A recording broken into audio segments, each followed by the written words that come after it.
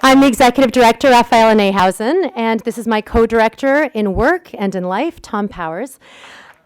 Okay.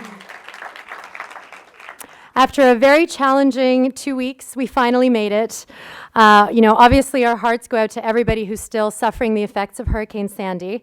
As you may have noticed on your way in, we have a food drive in the lobby in partnership with Echelon Donates, and all the proceeds are going to City Harvest. Before we officially get started, I'd like to thank the supporters who make this festival possible. Thank you to Joshua Sapin, to Jonathan Searing. I hear you. Somebody's there. And especially thank you to our presenting sponsors, History Films, A&E Indie Films, and New York Magazine, our major sponsors, Technicolor Postworks New York, Sundance Now, City, and the School of Visual Arts. We thank from the bottom of our very hearts the fantastic DOC NYC staff and volunteers who are clicking away and helping us get in here in their blue t-shirts. And of course, the biggest thank you is probably for the filmmakers who've worked much harder and much longer than any of us to bring their films to life. So thank you to the filmmakers. Probably everyone in this room has a story, small or large, about how they were affected by Hurricane Sandy. Raphaela and I spent a scary night with our toddler in New Jersey with trees crashing around our house. Our power still hasn't been turned back on. I know a filmmaker who had her home flooded. I know fest volunteers whose commute into Manhattan has been turned from a routine into an ordeal. And others in the city have fared much worse. Our festival was met with its own challenges, having our ticketing system down for a week and our theater offices closed and our staff limited to spotty communications. And trying to come back from that has been an intense experience, working around the clock. But one thing that has kept us going is the feeling that we had something to offer the city. Not just one thing, but several. We have 61 feature docs, 32 shorts, and 22 panels.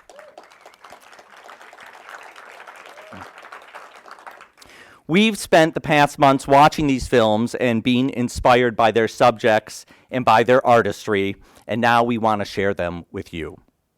We're going to start this festival with a great one, Venus and Serena. I had the pleasure of showing the world premiere of this film at the Toronto Film Festival a couple months ago in September, and knew that I wanted it for DOC NYC, and was so pleased when the directors, Macon Baird and Michelle Major, accepted our offer to let us show this film on opening night. To me, the Venus and Serena story and their telling of it is a remarkable story of doing things on your own terms, of incredible determination against odds, and it's it's an incredible story for everyone. I think it's an incredible story, particularly for young women. I always think when as a father that to raise a daughter, which I don't have, but when I see other daughters, I think, gosh, that little girl has got a $1 billion industry out there trying to make her feel bad about herself to sell her products. And there are so few things out there in the world to make young women feel good about themselves. And I think that this film does that and does much more. It's not, I don't mean to reduce this to a message film. This is a film about incredible characters with incredible humor, incredible drama, and let's face it, it's to enter into a world like this is no easy feat. The filmmakers, Michelle Major and Macon Baird, met when they were working together in Peter Jennings' documentary unit at ABC News. Macon Baird has also worked with Alex Gibney as a producer for him on Client 9. And they make a remarkable team on this film. It's been a long time in the making. Macon Baird has just moved to London and so can't be here tonight. But we're very pleased to have with us Michelle Major. Please welcome her to the stage now.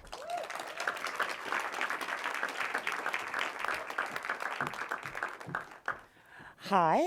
I'm sorry that Mike can't be here to share the stage with me, but I would like to just tell you a little bit about what it was like making this film. We started with this great idea, why don't we make a film about the Williams sisters in 2007? And, you know, they were sort of at the height of their careers, and we were just so excited to make this film. And we went to them, or to their people, and, you know, 1 year passed, and 2 years passed, and at the 2-year mark, we decided maybe we can't make this film, maybe it'll never happen, maybe they'll never agree to do it. We met with different people who worked for them, and we'd get yeses and nos, and they'd want different things, and it was a long process. And by 2010, we were just like, we have to make this film. And we wanted to do it because we think that their story, as Thom said, was incredibly inspiring and personally inspiring to us, but also we felt for, you know, the world.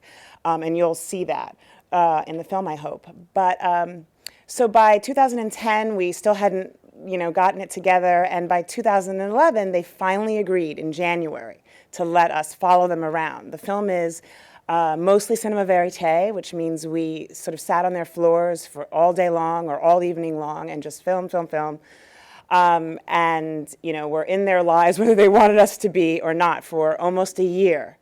And it's a difficult process and a difficult relationship. And when we started with the idea, they were at the height of their careers, and when we finally got the okay with them, we were like, are they ever going to win again? Because it was 2011, they were both injured, and we were just like, this is not the story we were going to tell. Help us, please win, please enter, or something. We were filming them around the house a lot. But if any of you know what's going on in tennis this year, thank God, you know. And so there you have it, and I hope you enjoy the film.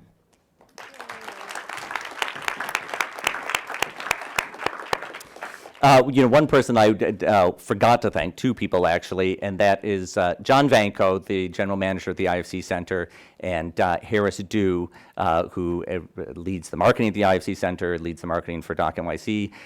They work hard on this festival year-round. It was really John Vanko's idea in the first place.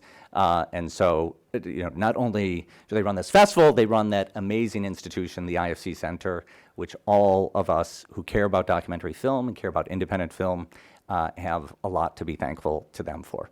So thank you, John and Harris. On with the show. Here's Venus and Serena.